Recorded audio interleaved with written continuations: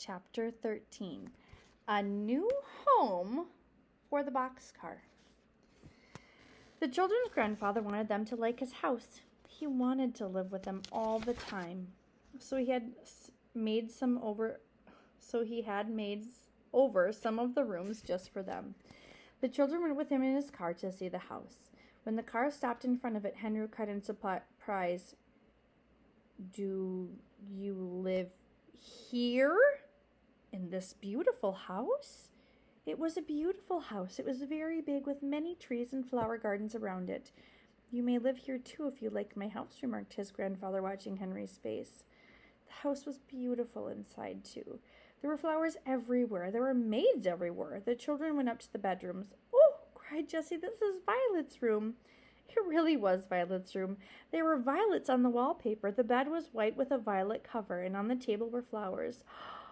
"What a beautiful room," cried Violet, sitting down in a soft, pretty chair. All the children shouted when they saw Benny's room. The wallpaper was blue and covered with big rabbits and dogs and bears. There was a rocking horse and a toolbox and little table and chairs, and an engine stood on the track with cars almost as big as the little boy himself. Benny ran over to the engine. "Can I run this train all day?" he asked. He sat down on the floor by the engine. "Oh, no," said Henry. "You are going to school as soon as it begins." His grandfather laughed. "That is right, my boy. You will like school. You will learn to read." "Oh, I can read now," said Benny. In Jessie's room they found a bed for Watch. It was on the floor by her bed. Watch got in it, sniffed at the pillow, turned around 3 times, and lay down. "He likes it," said Jessie. "He will sleep by me." Just then the children heard a doorbell ring. A maid came up to find Mr. Alden. "A man to see you," she said, "about the dog." Now when Jessie heard the word dog, she was frightened. She was afraid it was about Watch. "They won't take Watch away," she whispered to Henry. "No, indeed," said Henry. "We'll never give him up." Henry and Jessie and the other children went down with their grandfather to see the man, and Jessie was more frightened than ever. Watch did not growl at the man. He jumped up on him delightedly. "You see, he was my dog," said the man, "but I sold him to a lady, and he ran away from her that very day. I have to turn him over to the lady I sold him to." "How do you know he is the same dog?" asked Mr. Alden. "Oh, he is my dog," said the man. "You see, he knows me, and he has a small black spot on his foot, but someone has cut his hair on one side." Benny looked. He found a black spot on Watch's foot. "I never saw that spot before," said Henry. "I will give you what you want for the dog," said Mr. Alden. "The children love him. They want to keep him." "But I sold him to the lady," said the man. "I must take the dog to her." Then Henry said, "Maybe she will want to change to another dog when she sees his hair. If she will agree to take another dog, will you let my grandfather have this one?" "Yes, I will," said the man. "Let's go and ask her, grandfather," said Benny. "She will let Jessie have Watch. He is her dog. She took the thorn out of his foot." The man told Mr. Alden where the lady lived, and they all started out to find her. She was a very pretty young lady, and she asked them to sit down. But Benny could not wait. He said, "Please let us keep Watch. I want him, and Jessie wants him, and we didn't know he was your dog." "What do you mean?" asked the lady, laughing. "Who is Watch?" "The dog is Watch," answered Henry. "A man came to grandfather's house today and told us that he had sold the dog to you. When Watch ran away from you the day you bought him, he came to us. He had a thorn in his foot, and Jessie took it out." Watch looked at the lady and wagged his tail. When she looked at him, she began to laugh. "Look at his side," she said. "Who cut his hair?" "I'm sorry," said Henry. "Benny did that one day with Violet's scissors." "I am not sorry," said the lady, laughing. "He looks so funny. And you want to keep him, is that it?" "Oh, yes," said Jessie eagerly. "The man will let us have him if you take another dog." "Don't be afraid," said the young lady. "You may keep the dog. I can change to another one." "Oh, thank you. You are nice," cried Benny. He ran to the lady and climbed up in her lap before anyone could stop him.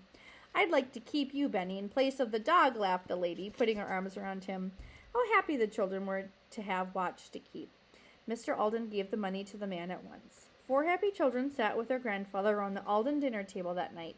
The maid smiled in the kitchen to hear the children laugh, and the children laughed because Watch had a chair at the table beside Jessie and was really waited on by a maid. Would you ever think that 4 children could be homesick in such a beautiful house? Jessie was the first one to wish for the old boxcar. One day she said, "Oh, grandfather, I'd like to cook something once more in the dear old kettle in the woods." Go out in the kitchen, my dear, said her grandfather. The maids will help you. You can cook all you want to. Jessie liked this, but it was not like the old days in the boxcar. Then one day Benny said, Grandfather, I wish I could drink my milk out of my pink cup. His grandfather began to think. He had some pink cups, but they were not so dear to Benny like his old cracked one. At last Mr. Alden said, I am going to give you children a surprise.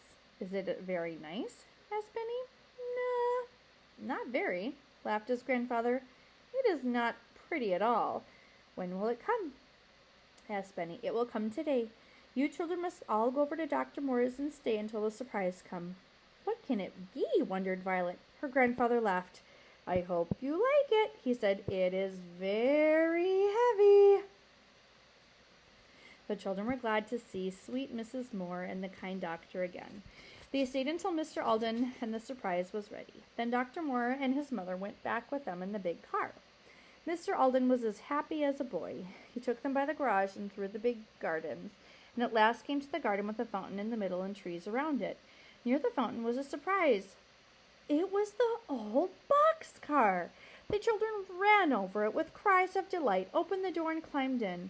All the things were in place. Even the old dead stump was there to step on. Here was the old knife, which had cut butter and bread and vegetables and firewood and string. Here was Benny's pink cup, and here was his bed. Here was the big kettle and the blue tablecloth. Here was the pitcher and the old teapot. And here was the dinner bell, which the children had made from an old tin can. Benny hung on a tree with a string and rang it over and over again with a spoon. Watch rolled on the floor of the car and barked, and then he began to sniff at everything. He's looking for the bone he buried, laughed Benny. How they love the old boxcar, said Mrs. Moore. I like to see them happy. Thank you for the surprise, Grandfather, said Violet. We'll never go away from you again. I hope not, my dear, said Mr. Alden. We'll all live happily ever after. And so they did. End of story.